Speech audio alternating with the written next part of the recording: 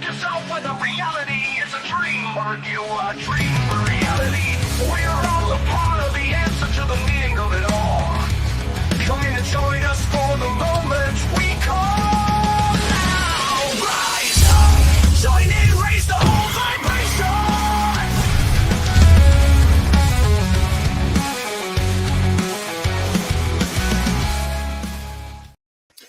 Hello, hello, hello. Welcome to the live stream of consciousness. You made it. I made it. We all made it. We're here together, and that is the actual point of the live stream of consciousness. Can you imagine that? There's no such thing as a coincidence. I'm excited to be here. That must mean it's Thursday. It is October 9th. Indeed, it's a Thursday. The thing that I love about this moment, the live stream of consciousness, is it's kind of my way to control the cycles of time and reality, right? By just assigning a moment each week that I'm going to show up, you're going to show up. We're all here. We've created the moment already just by being here, and make something happen. And that's what's happening. So if you are here, please do me a favor. Type hashtag live into the comments, give it a thumbs up, interact with it somehow on the device that you're watching it on, because that tells the algorithm that we're here and to get ready for another awesome conversation and an awesome pulse into the flow of everything. That's what we're about to do. So hello, and welcome. I don't know if anybody's out there, because it looks like I'm not seeing anything happening. So if I am live, somebody just type in live for me, even if you don't feel like it. So I know that this is live. I think that it is. It's red, like it says live, but I'm not sure. Anyway, it doesn't matter, because I'm here, I'm live, I'm alive, and I'm going to remind myself what it means to be alive right now. If you guys would indulge me in clearing out the space sonically with some sage. Sage is my singing bowl, and what I'm going to do with sage, I'm going to ring sage. Normally I vibrate and I do the whole tone thing. Maybe I won't. I think I'm feeling like just a few little rings. But what I want you guys to do is clear out the space and take a couple of breaths in and out with me, just to ground ourselves. It's just 3 breaths. It's like less than 20 seconds. So it's going to just go like this. It's going to go like a 3 or 4 second inhale through the nose, a little 1 second hold up at the top, and a pushing out all of the stuff that you don't need, that happened before this moment, happened to you today, in the past couple hours, maybe in the past minute or so. So here we go. All right, you guys, take a deep breath in through your nose with me, and then push out everything you don't need. Another one.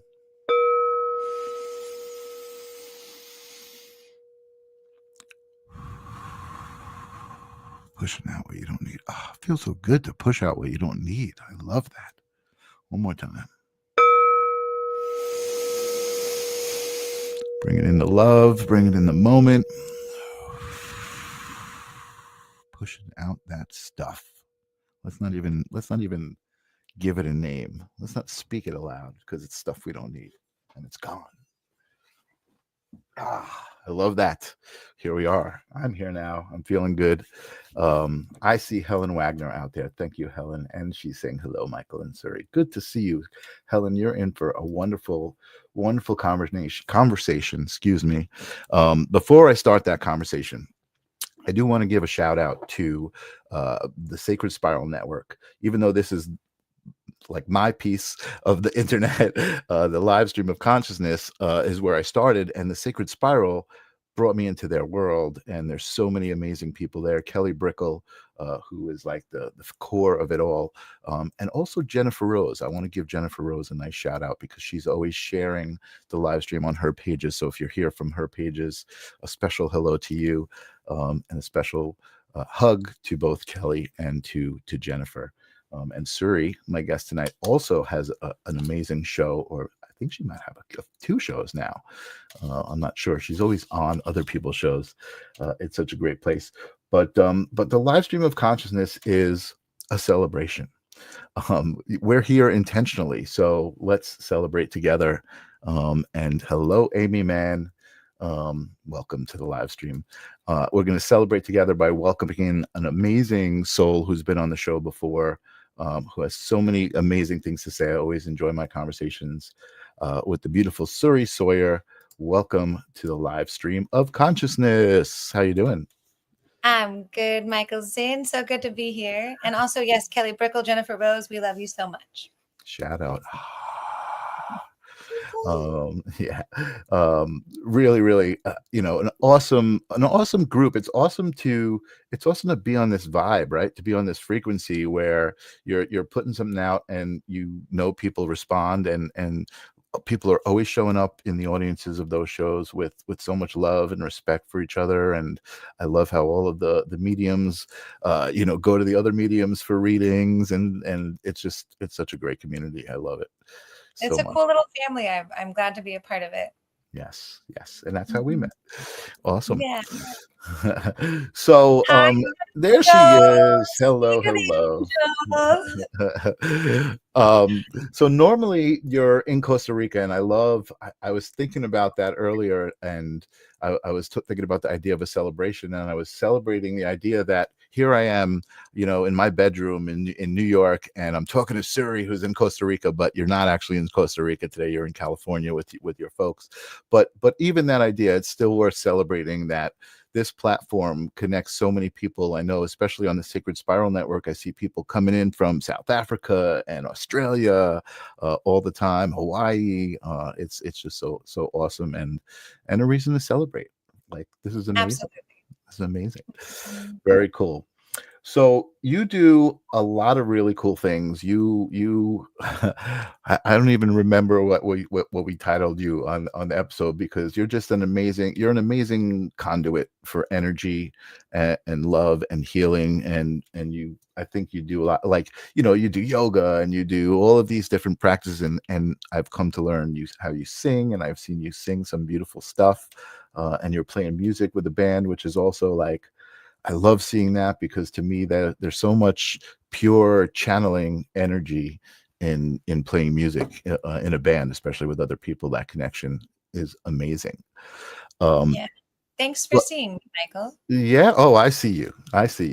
But I guess the reason I invited you back on the show is because I've been watching you have some amazing conversations, and you had one particular conversation I jumped on, and you were like, "Hey, well, I'll come talk about it." And I was like, "Absolutely." And that is something called polarity mapping. Oh, you know what? I always do this. I leave the stinking banner up from the last show, and it just runs across the whole time. Let me turn that off. That's my friend Jesse's Kickstarter. Yeah, it's like the absent-minded producer. I don't know why I do that every show, but anyway, there's got to be a message in that, right? There's got to be sure. something is telling me something. You're interconnecting all your guests. That could be it too. That's definitely one of my superpowers, connecting people together. So anyway, let me get back on track. You were talking about this specific practice of polarity mapping, which I didn't even really know what it was, but I said, it's going to be from Suri. It's going to be amazing. And when I looked up what it was, I was so into it, because one of the biggest concerns, that's a good word, one of the biggest concerns I have these days is, the division that's happening between people, and choosing sides, and also the way that they might view someone else because they're different from them, and the things that are said to people. It's just horrible. So this is totally related. Absolutely. Yeah. Well, so it was recommended by Jennifer Rose. Rose was recently, she said, "Sir, you have to do a show on polarity mapping soon. Like, the world needs to talk about this and look at it from a medicinal perspective." And then I think she said, "Go on Michael's show." And I was like, okay. And I'm in full agreement right now. I mean, I think polarization is part of the human experience, no matter how you want to assemble or disassemble it. But even that division, all diversity comes from one thing. All all things are an expression of this one unity consciousness, but that it's expressing itself in all of these different forms, which how it plays the game with itself is it's sort of like, well, if there's hot, what does hot play with? Oh, hot would play with the absence of heat. When you take all the heat away, now you've got cold. Or light, right? Light is a thing, but if you take all the light away, then you're in its polar opposite, which is darkness, and all of the degrees that exist in between. And one of the concerns that's coming up right now is that there's a massive polarization between human ideas, and that inherently isn't bad or wrong. However, it's the need to get someone else to agree with the way that you see it that becomes an issue. Or when we consider one belief system good and another belief system bad, just that by itself is going to cause conflict that isn't necessary for our movement forward and our evolution. And then I also perceive that for many of us, there's actually a natural fear when we're presented with someone whose worldview is so different from ours. Because I'm in my own universe over here, and you're in your own universe over there creating your reality. What happens when you present ideas to me or opinions to me that threaten the way that I've been creating my reality? So for a lot of people, there's this instinctual fear when we're presented with an opposite or different idea or belief or feeling that has us war against each other or argue with each other or try to assimilate another person's ideas.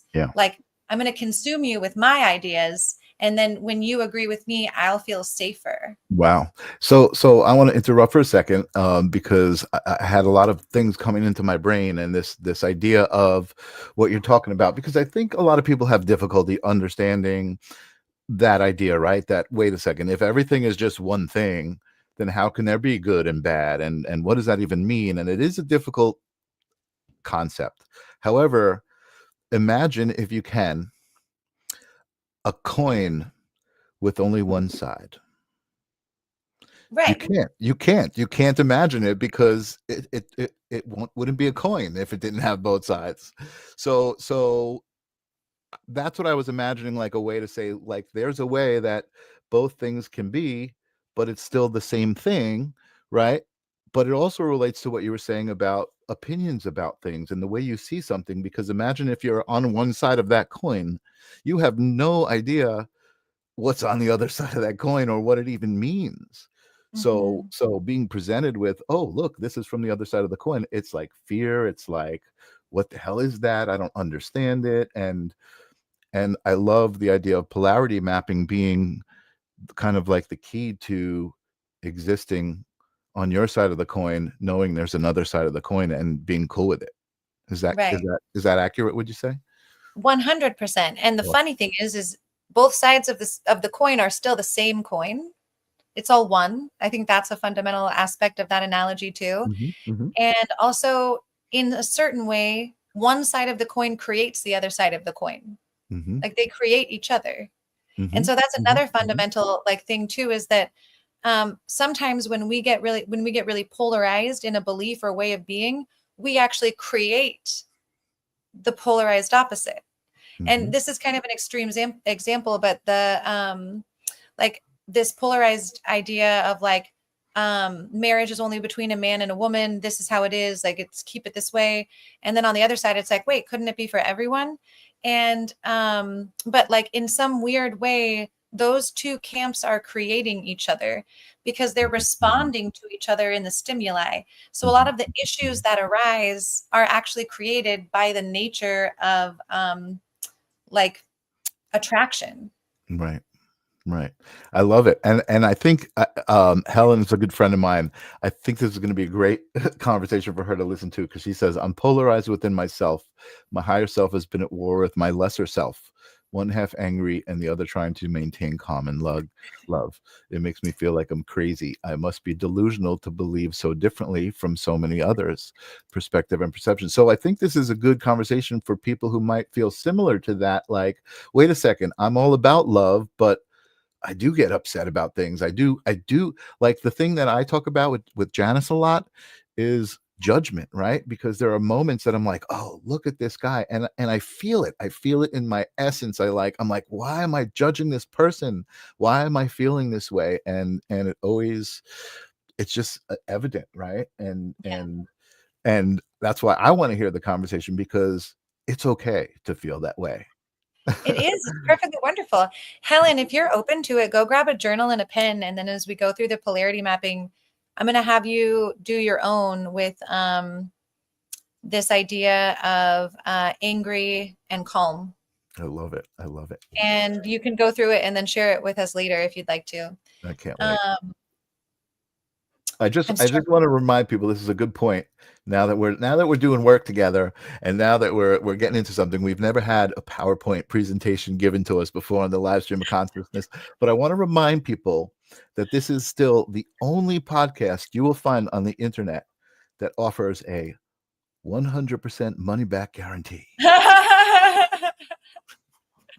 Perfect. I haven't popped that joke up in a while. I had to use it again. Thank you for that joyfulness, Michael. Thanks also for creating the graphic. You're giving me some ideas for my own show now. Thank you. You're welcome. Something I'd like to comment on before we pull up the PowerPoint. And yes, everyone, I was a teacher for many years. I love myself a good PowerPoint. So with this idea of judgment, something that I really love is like judgment is neutral. There's nothing wrong with judgment. Like when I say that I prefer bubble water over flat water, I'm judging water. It's okay. When I say that I prefer Mexican food over Italian food, I'm judging it. I'm judging based on my experience. I love the whole concept you're presenting of replace the word judgment with prefer. I prefer this. I prefer this. And I can love everything and I can love everyone, but I don't prefer to be in your company. And that's okay. I love it. I love it. Yeah. What up, Scott Steele? What's up, Scott Steele? Welcome. All right. Shall we? Let's do it. And once we're in PowerPoint land, like, riff with me. I will. I'll do my best. All right. So here we go. So I started the PowerPoint with talking about spiritual alchemy. So from my perspective, spiritual alchemy is taking the dualistic nature of our life experience and turning it into spiritual gold. And spiritual gold can be called many things. Sometimes it's the Christed consciousness, which under that concept, it is that within the Christed consciousness, dualistic nature has actually married itself and doesn't struggle against itself anymore. And within that, all frequencies are welcome and alchemized into gold.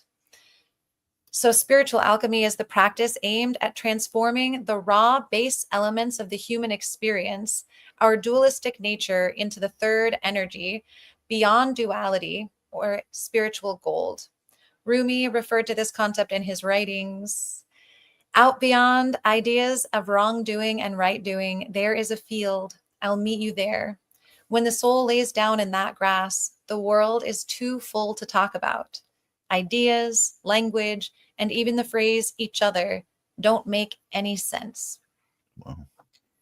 Spiritual alchemy is the art of perceiving beyond the confines of duality and stepping into the sacred field where the soul finds solace in unity. Love it. Yeah. Any questions, comments, or feedback before we continue on there? No, I'm loving this. This is the conversation I expect from you, but not you reading it, just you saying this stuff, because this is the way, this is the vibe. I love it. This helps me keep my mind organized, so it's super helpful. So the principle of polarity, the way that I'm going to be speaking about it comes from the Hermetic principles, and they go with the 7 universal laws. So the 7 universal laws are: 1, the law of mentalism, all is one, all is mind; the law of correspondence, as within, so without, as above, so below; the law of vibration, nothing is actually ever at rest, everything is in constant motion; the law of polarity, we love you, polarity; the law of rhythm, everything has its tides, everything has an ebb and a flow; the law of cause and effect, every cause has an effect, every effect has a cause; and the law of gender, there's an inherent nature to which creation and manifestation requires a generating force and a receiving force. And sometimes when I bring up this one, people want to go into like this thing that's happening on the planet with gender. And I'm like, really, the law has nothing to do with that. So, you know, for the sake of all of our sanity, it's just a concept about generating and receptive energy, like a positive and negative magnetic. Gotcha. I don't know when this came in. Young Choi, welcome, Young Choi. Young Choi. Wouldn't that be a third state? That came in probably a couple seconds ago. Not related to the law of gender. I'm not. Yes, and Young, that's what I was saying, that when we do spiritual alchemy, we're actually creating the third energy. And that's so absolutely, you're 100% correct. That's right. Yeah. Perfect. All right. So here's a polarity map. So Helen, if you're going to do this with me, get your book out and turn it sideways. So when you're doing a polarity map, what you're going to do is you're going to take a concept that seems polarized. So in this example, I put yin and yang. Then you're going to make these 4 quadrants: a good, a bad, a good, a bad. And they're all on opposite sides from each other. So this is just a simple example of a polarity map. But now let's go into spectrum awareness. Okay. So the idea is that we've got these different forces or 2 sides of the same coin. So when we look at, for example, the nature of force, you're either going to have the polarization of force or its opposite, which is to totally allow. And so and then you have every degree in between the 2 concepts of force and allow. The reason I put the Ouroboros and the infinity sign is because it's actually a circle, or it's something that's moving in and out of itself. It doesn't actually have like this spectrum that continues on forever. It actually always touches. So if you think about extremely hot and extremely cold, if you've ever touched really hot water, at first it feels cold. Or how something really, really cold can burn you. So there's almost a point where the 2 connect to each other and then start the cycle over again. So for like a visual thing, that spectrum is there on the bottom, but I also want it to be in your mind that it's actually the circle of life. It's one. What do you got for me, Michael Zinn? So are you saying the spectrum is kind of like the infinity sign on the right, like the red would turn back into the purple and the blue, like it would just kind of continually go? Precisely. Okay. Yeah, I get Or it. like with the Ouroboros, let's say that force is the mouth of the snake and allow is the tail. Yeah. Oh, yeah. And the idea of what you said about the cold and the hot, like there's like this kind of crossover between, where they touch. Yeah. No, this makes sense. This is cool. I like this. Thanks for liking my PowerPoint. Yeah. All right. So as a collective, for all of you watching, look alive, get your fingers on your, what do you call that? Your typing pad, because I'm going to ask you to participate in this next one. So we're going to do a polarity map on the concept of force and the concept of allow. So as you look at these 2 concepts and you look at, okay, well, what's good about the energy of force? And you guys can write in good, force, and then the quality. Or what's bad about the energy of force? And then likewise, what's bad about allowance and what's good about allowance? You want me to answer, or we'll read them as they come in? But I think it's interesting because the first thing that came to my head is force. What's good about it? What's bad about it? Right? I feel like there's a marble that wants to go somewhere, and it needs a force to push it to where it wants to go. But then what's bad about that is if the force is against it, pushing it and not letting it go where it wants to go. Yeah, force can become really controlling, right? Yeah. And you never want to force someone to do something that they don't want to do. Right. And also in life, sometimes it requires you to move forward with a bit of force so that you can create the reality that you want to create. Right. And Yeah. then there's always, Use the force, Luke. Absolutely. Yeah, I think force is an interesting one because I think it can be really like inspiring. And like when I think of like a force of nature or the force of like the river, or how electricity can be created by the force of the flow over or the land. There's a lot of places where force is really impeccable and it generates life force and energy. I love, let's see, Jennifer Rose, force. What's good about it is accomplishment and growth, expansion. The bad, control. That's also what I think, Jennifer Rose, because sometimes when I feel forced, I have this natural, I have a problem with authority a lot of the time. So like you try to, even if it's something that's good for me, I'm like, just because you tried to force me, I'm not going to do it.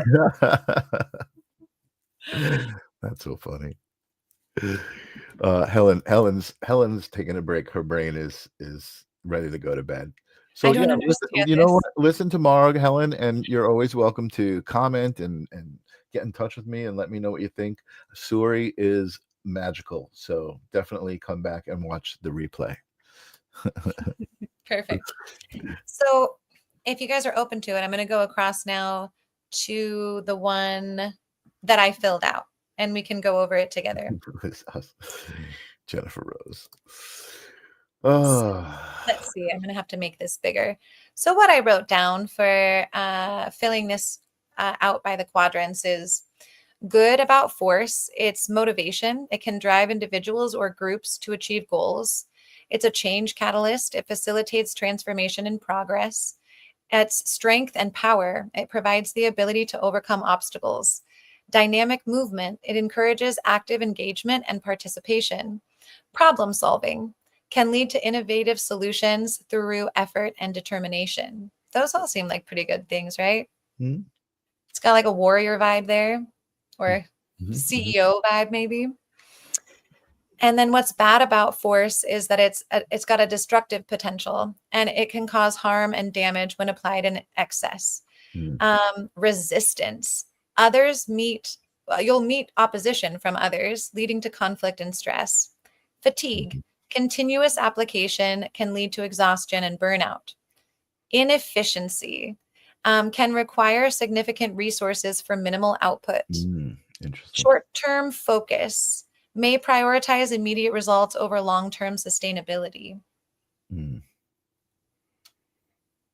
Yeah, I'm thinking of trying to force something into a hole that it's not supposed to fit into and just to connect something that, and breaking it because it's not supposed to go together that way. Yeah, or even like untangling a ball of yarn. The more you try to force it, the worse it is. But if you just kind of allow it to like come undone, it comes undone a lot easier. Interesting.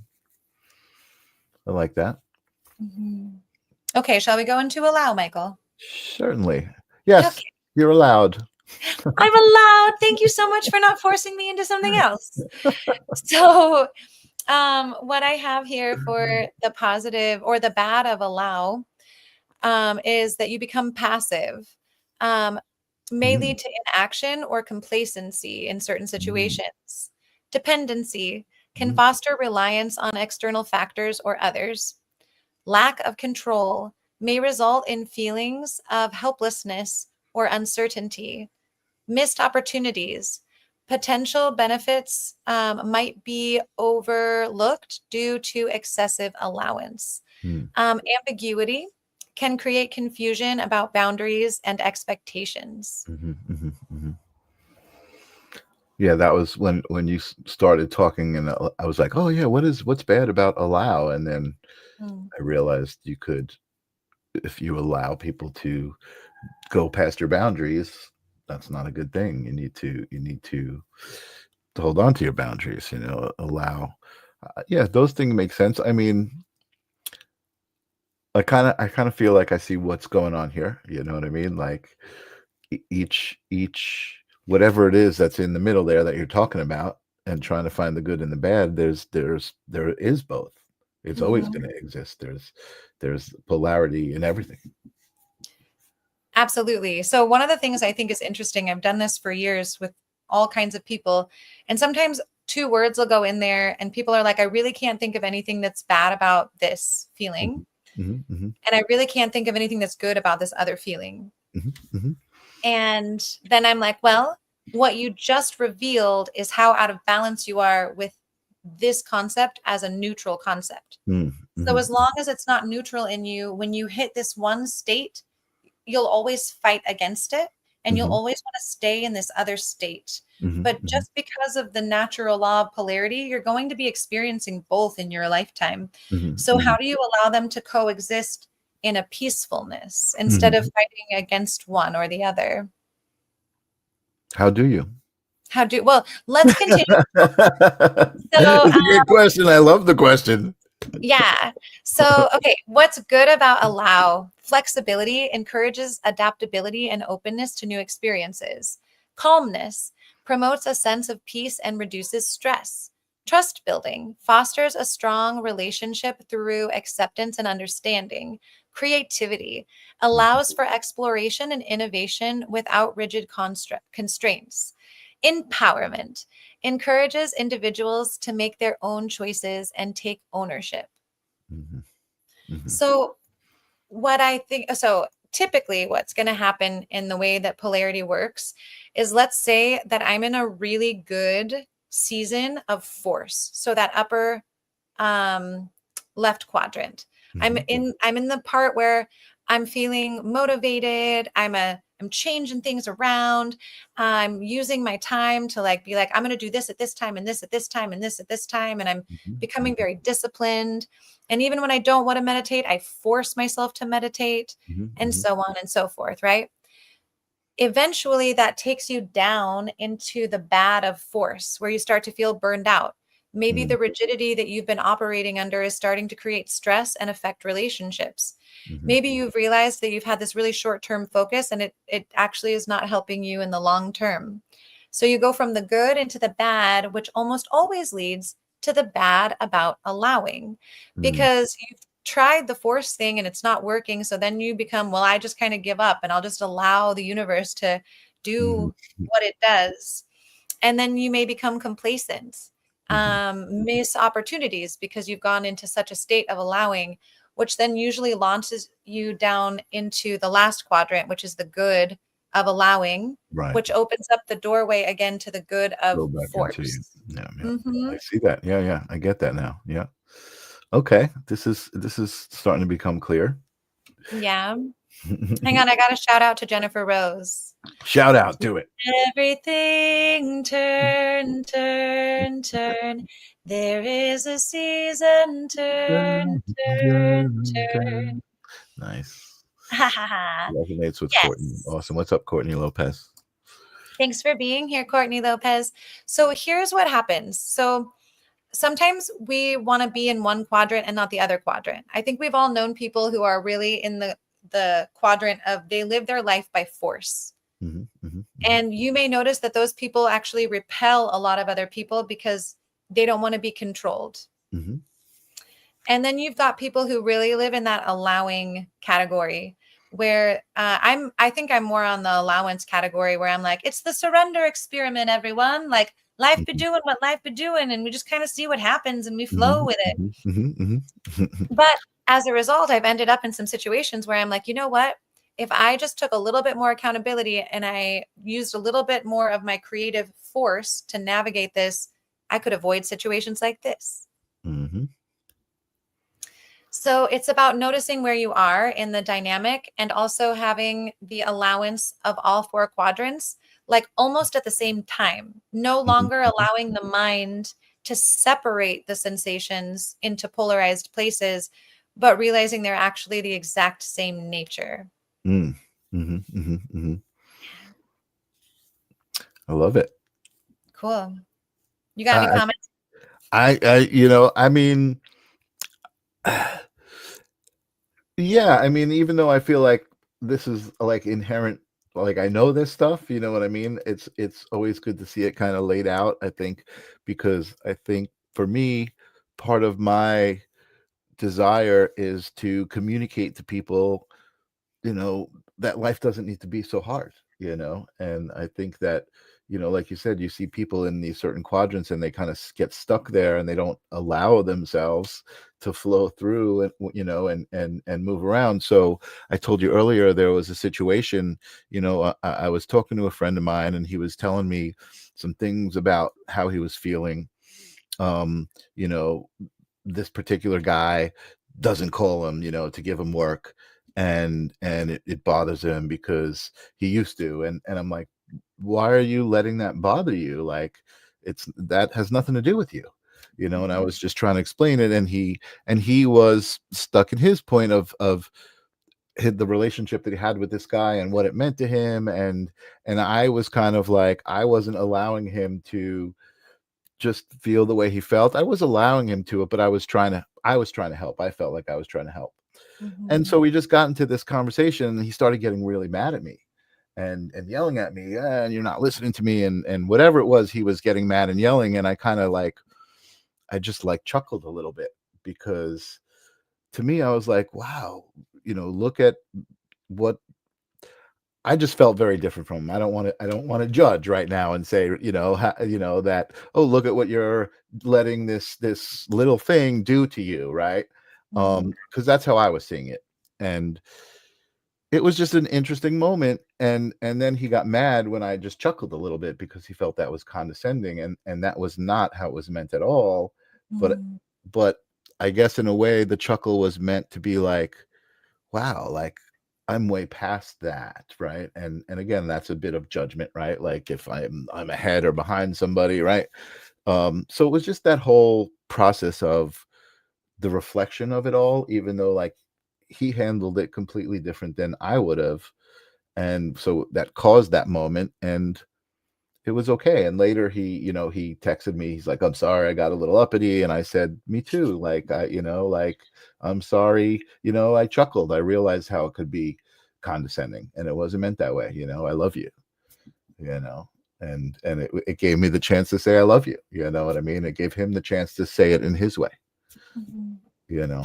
So I don't know. I feel like that's related to this whole thing, you know, by It feels very related. I think what you're expressing too, one thing, it's all an Ouroboros, man. So no one's ahead or behind. It's all one beautiful cycle. What I perceive personally. Yeah. And when it comes to things like that, where you're having two different perspectives about a giggle, right? Like, to him, the giggle meant one thing. To you, the giggle meant something totally different. Right. And when that happens, for me personally, the first thing I do is find the part of me that can really validate that person's feelings, whether or not I agree with it.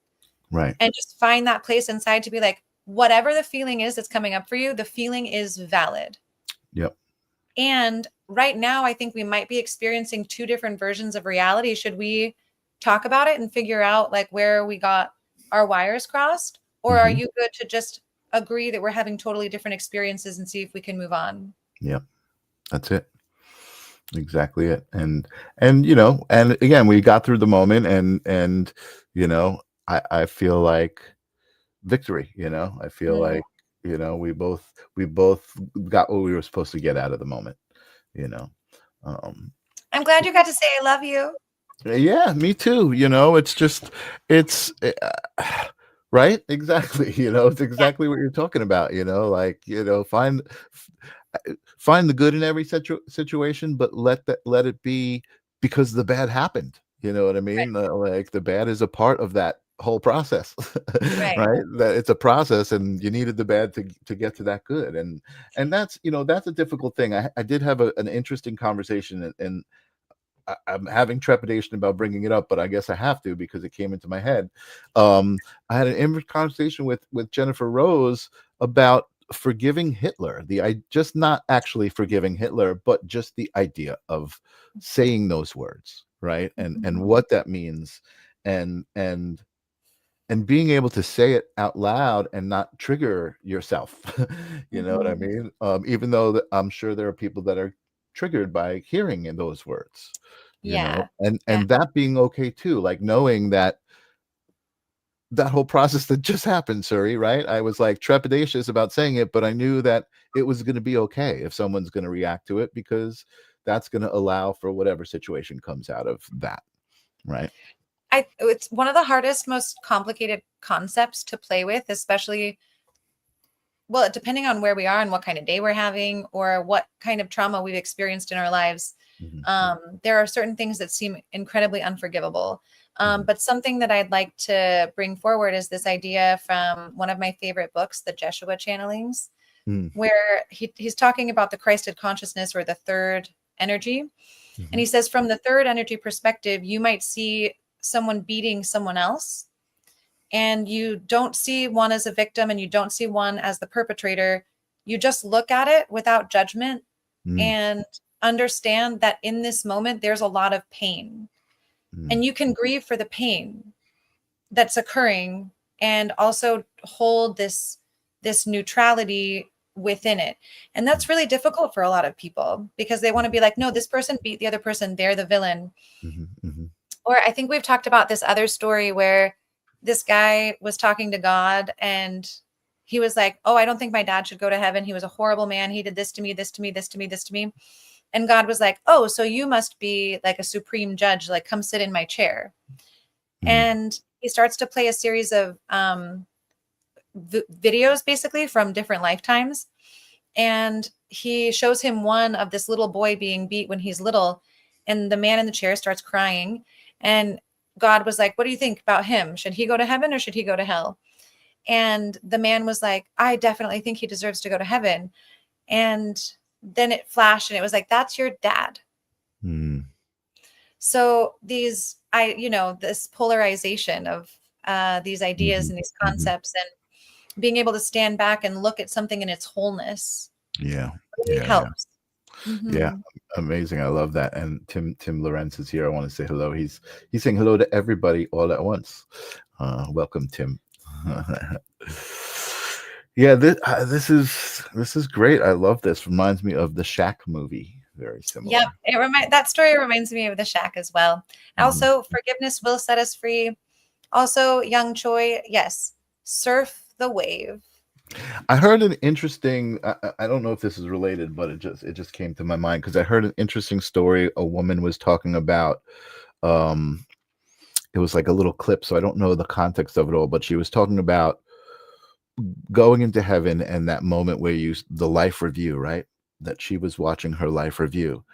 And she realized in watching her life review, what her role was in that. She was actually God. It wasn't her watching the life review. It was her watching the essence of that life. I guess it was. And it just struck me as interesting because of that whole concept of, us being the divine, even though we're all just a fractal essence of the divine and kind of a unique essence of the divine, but also being that we have the divine within us. Right. So I guess I come up against this a lot. Like, what does that mean to me here on the left side of the screen and you there on the right side of the screen, right? Like, but we're just talking to ourselves. We're just one. Yeah. So that's getting a little bit out there. So I don't. Hi, me over there is Michael. I also have one. I have another song for you. Are you ready? It's short. If you don't see God in all, then you won't see God at all, at all. Wow, I love that. I love that. And I love that you said hi to me as you. That's pretty cool. Hi. Yeah, hi. That's awesome. It does get wild. It's all one, and that's if I was born on the same day that you were, by those same parents in that same part of the world, I would be doing exactly what you are doing. That's awesome. Awesome. And Jennifer sending roses. I love how Jennifer just sends little roses and little love and hearts and things during the show. She's always so supportive. Yes. Oh, Tim is telling us about his long day taking Karen to see a specialist. Yes, it does. Tim is like, it's interesting, right? Tim is a great example of what you're talking about, right? Because I think anybody reading that, they might be like, oh my God, that's so sad. And Tim is just like, I fucking conquered another day. Like I kicked its ass, and here I am at the live stream of consciousness. Hello, everybody. Yeah. That's amazing, Tim. Awesome. What Yeah. a perfect way to show up to this episode. I love it. I did a workshop on this a couple weeks ago, and one of the women in the group is going through a cancer journey as well. And she said, I'm dancing the polarity between courage and fear every day. And she was explaining, she's like, I really understand how to, like, the sensation of holding both at the same time, of feeling like everything's fine.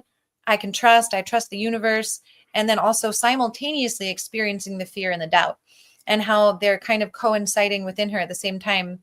And every day that she's on her journey with cancer, she's alchemizing those two things more and more, rather than going into one mood and then the other mood. They just kind of blended together. Love that. Yeah. I love that. And Tim says, and Jennifer's, you fucking did, Tim. I love it. Yeah. I love it. Yeah. Tim is amazing. Oh, I got to tell you, I feel so amazingly blessed. And this is what I was thinking about when I was before the show, talking about the live stream of consciousness as a celebration. Like all of you, all of you, you know what I mean? It's just so heartwarming that I'm here in this moment with all of you, and you're all here intentionally. You all wanted to be here. You know what I mean? You're all here of your own will. You know what I mean? Like that just means a lot to me. So thank you. And I always love it, Suri, when you're on your shows, just appreciating the fuck out of everybody who's there. Just like, thank you so much. Like, it means so much. And it really does. And I think it's a good testament to this moment, right? And we're talking about polarity, and we're talking about how to deal with it as an individual, but also that it exists out there, right? And Right. I think even that is its own polarity, right? Like we have our own community of people who are so loving and living from love, while this community is out there living from fear. And who cares what they think, because we accept them for who they are, right? Even though even though I feel like, oh, it doesn't need to be that way, and I wish it wasn't, like I wouldn't, how do I put it? I want to say I wouldn't change anybody, but I don't know if that feels right. I don't know if that feels authentic. I mean, I guess I wouldn't change anybody, but I guess I'm not done with this lesson. I need to really truly accept that that's okay. Yeah. Well, something that I think is interesting about this idea of changing people, Mhm. oftentimes the people we want to change the most are the ones closest to us, Mhm. Mhm. and or who are living or believing or perceiving in such a way that we perceive it to be bad or harmful. And Mhm. I'm not saying that doesn't exist. Mhm. Mhm. And the greatest change we can often make is in our own ability to set standards and hold them. Mhm. So, and within that, we don't actually have to change anyone. If anyone wants to be around us and we're asking them to behave differently, they have a choice in that. There's no force in it. But just to be able to say, sorry, go ahead. I was thinking of that earlier. I was thinking about, like just good versus evil, right? Like I knew from a young age, I didn't relate to organized religion. But there was a part of me that knew that there were two forces, good and evil, and that you choose to align with one of those forces. That was kind of the way I broke it down. And I guess even then I kind of didn't really, like, I wasn't like, well, evil's got to go. I was just like, I'm going to choose to be good because that feels better to me. Right. That feels better Well, to me. Here's a crazy concept. What you perceive as good is subjective. Absolutely. Right. And that's when things get convoluted, because somebody who's doing something that you perceive to be horrible is like, no, I have a good cause and I have a good motive. Right. Sure. Absolutely. No. And then just to continue that, the idea was like, if I come across somebody who is different than me and I don't like what they're doing, like, I don't need to judge them, but I can certainly decide I'm not going to stand over here. I'm going to stand over there. Well, okay. So here's the beautiful thing. You can judge it And it's Mhm. only by judging that you know that you want to hold your standard, Right. right? I prefer to stand over there. I prefer to stand over here. Yeah, absolutely. Absolutely. Yeah. And then as we move through the world, and one of my favorite phrases, I say it often, is, I'm sorry, we don't do that here. Uh-huh. Uh-huh. And Like if some, I'm actually thinking, sorry to interrupt. I'm actually thinking I prefer certain words over others, right? Like right now I'm judging the word judgment. there we go. I'm learning as we go. The word judgment. That's so cute. Right? And that's what and I'm finding a way to deal with that by saying I prefer this, I prefer that. I'm Mhm. not going to judge it. I prefer not to be around it. Right. Yeah. What I'm picking up I love on it. too is that in the word judgment, it's almost coming across as synonymous to critical. Mhm. And that fundamentally just isn't true. Mhm. Mhm. Yeah. Like, Awesome. think about the phrase, he has good judgment. Mhm. Mhm. Yeah, totally. There you go. You put judgment on that polarity map that we were drawing and what's good about it, what's bad about it. I love it. I love it. Precisely. I love it. Precisely. Ooh, see, I So am learning. I am you are learning. learning. I have a polarity I kind of want to explore, which I did a polarity map for a group a while back. And the thing that came up was war and enchantment. Mm, And to be enchanted, and the opposite of war was enchantment. And I thought that was really interesting. But I want to kind of elevate it a little bit. Yes, discernment, preference, standards. And I'm sorry, we don't do that here. Thanks, young Choi. So I'd like to play around with this idea that just for right now, you guys don't have to pick this up, buy it, sell it, consume it, but just for the conversation, what if love and war are the same nature, expressing mm, themselves to polarized degrees? mm. You're not going to tell us? Well, I wanted to like, see if No, no, it's kind of how we perceive rhetorical. it. Yeah, yeah. But I, it's great. I think it is great. I think it is great. And something that is definitely true for me that I can relate to that whole concept is the idea of crying, right? And feeling grief and feeling joy, and then kind of being like, wait a second, these things feel the same. You know what I Mhm. mean? Like, and so like almost that moment where you're crying because you're so upset, and then you just start laughing hysterically because you're like, it's that feeling. It's just Yeah, whatever. Like, there's probably a physiological chemical happening too, but it's the same chemical that comes out when you're in grief. Comes out in joy. right. Well, it's the snake eating its own tail. All of a sudden, the Yeah, grief gets swallowed, like it swallows the grief, and it becomes joy, and it'll keep cycling around. I love it. It's great. Uh, what's that saying? All is good in love and war. Is that it? You know, kind of. Okay, so here's a thought that Mhm. I have, Michael. Stay with me. I'm From listening. what if the idea of war is just basically friction? Mm, It's friction. mhm, And it's kind of inherently masculine. mhm, And then love is just pure beingness, mhm, like the womb or the void. It's just kind of holding everything in this like loving thing. mhm, But mhm, in order for it to move, it needs some kind of friction.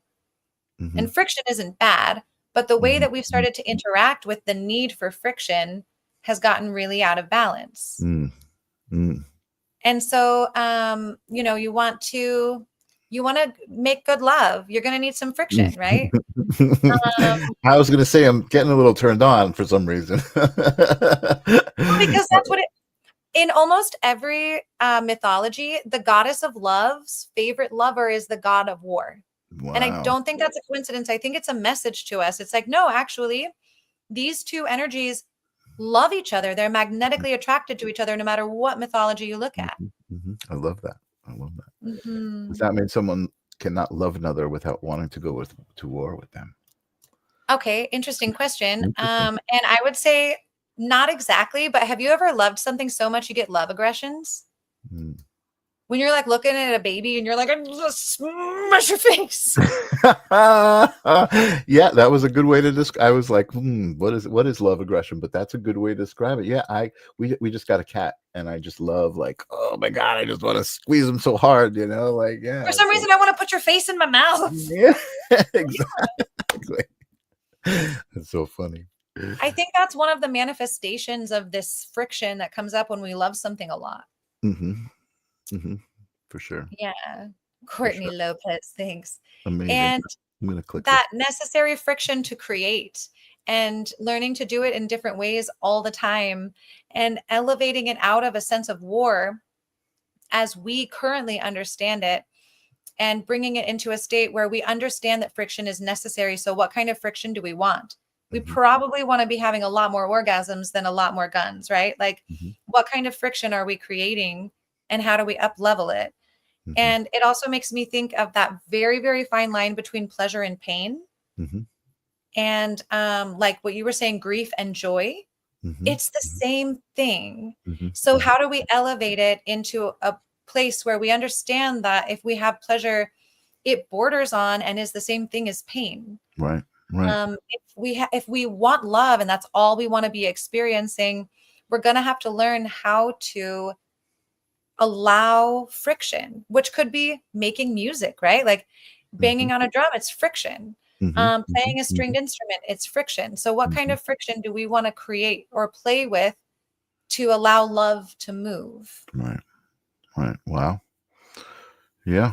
So those are really good questions, and I think it's a lot of really good. You're making me think, which is, again, that's what I loved about the first time I spoke to you. I was just like, holy crap, I'm asking questions, but I'm getting answered with these questions that are just phenomenal. Like, it's such a great reflection. And even Courtney was saying, it's just so great she said something about, it's great to watch us grow. Right. So, like, she's seeing me, like, come to terms with the concept, and she's feeling the energy of that. You know what I mean? Mhm. And as a part of her, which is great. That's what we're talking about with the sacred spiral, and that's what we're talking about with the circle and the Uberus, and all of it. It's just like, wow, amazing. Suri, can you believe it's been an hour? It's always fun to talk to you. It flies by so fast every time. It's amazing. It's amazing. Yeah. Is there a lot more to that presentation? Do we get to the? There's a couple more slides. It just shows a couple more spectrum natures. It could be worthwhile seeing, but also it's not necessary. The flow is always Okay. So do perfect. you want to kind of wrap up your thoughts on the power of polarity mapping, and maybe leave us with a little tip about it, or just tell us a Yes. dad joke? I don't know, anything. Oh my, I wish I had good dad jokes just off the top of my head. I'm gonna have to ponder that for a second. Um, so what I would say, this experiment or this way of working with polarity, I often use it when I observe within myself that I'm having an internal battle or an internal struggle. Mhm, Like Helen said at the beginning of the thing, she's like, I've been fighting my higher and lower selves, right? mhm, mhm, So a lot of times we have these internal conflicts that we're working with. One of them is that, like, sadness is bad and happiness is good. So we're actually fighting against ourselves. If we do get sad, no, I can't be sad. I have to get out of this.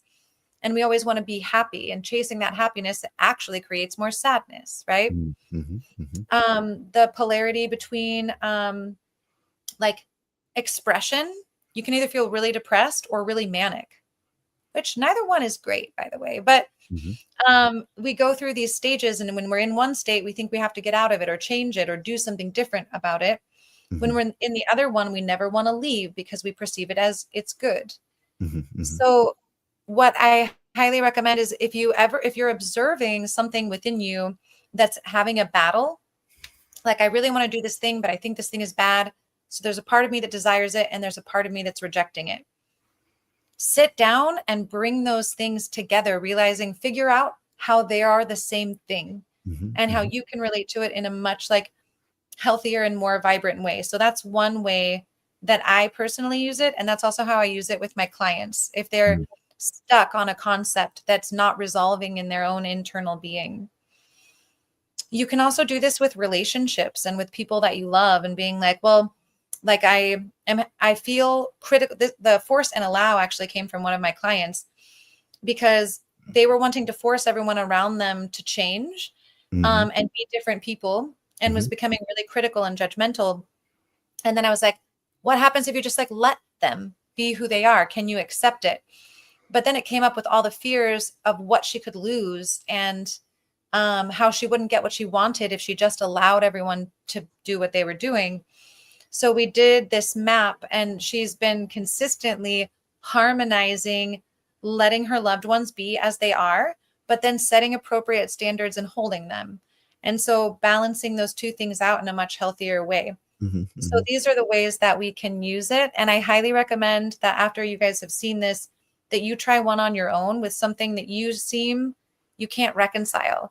Like, there's nothing good about war. Great. Sit down and do a polarity map on war and love, or war and enchantment. And if you can't fill out one of the quadrants, that's showing you where there's a lack of the potential to create the third and neutralize this polarity. So that is how I would recommend to use it, and to unify yourself from the inside, because as within, so without. So the more unity I find in my own being, the more peacefulness I find in my own being. From my perspective, that's really the only way that we could ever expect to see unity and peacefulness in this plentiful diversity that we live in. Absolutely. Wonderful said. I feel like, for me, like I again, I was thinking about this idea of a celebration, right? Just like life to me is a celebration as much as I can make it that. You know what I mean? I'm still a human being, and I still deal with circumstances and have to process them, and I'm not perfect, but again, you're not perfect. I understand that, and I allow it, and it's like, okay, something happened, and I guess what I'm trying to say is I feel at least equipped so much better now to deal with these things, like from here on out. Like the rest of my life is going to just be so much easier and better because of these tools that I've learned and these concepts that I've learned to apply to my life. Like again, like I just went through this situation where I was judging my friend, and I was feeling bad for judging him, and now I've got some tools to deal with those moments a little more, you know, like I was already like identifying those moments, right? But I didn't have the tools quite yet. So like I'm still learning and growing and acquiring all these tools. So thank you for polarity mapping with me tonight. Yeah. I think it's awesome. And I love, again, this community that shares these things, right? I share with you things that can help you. You share with me things that can help me. And what we've done is just made everything better. You know what I mean? Courtney Love agrees. Awesome. Thanks, Suri. We're gonna have to come up with some more cool things to talk about. You're gonna have to come back regularly. I have a million cool things to talk about. I know you do. And for anyone who's interested, if you go to my website, womanbealive.com. Oh, let's see if I have a banner for it. I probably do. You probably do.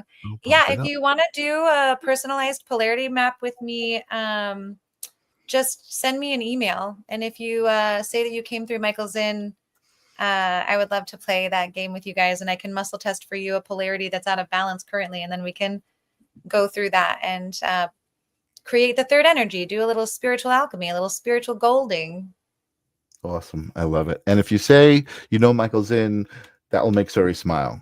It will. Every time I see Michael Zinn's name come up on something, she'll tell me, and that will make me smile in turn.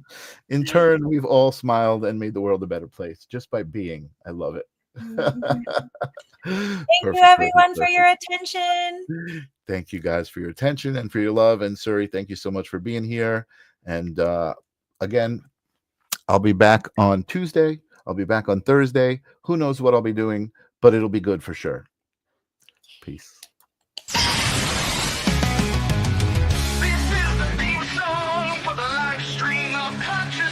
Gotta ask yourself whether reality is a dream or you a dream for reality. We're all a part of the answer to the meaning of it all. Come in and join us.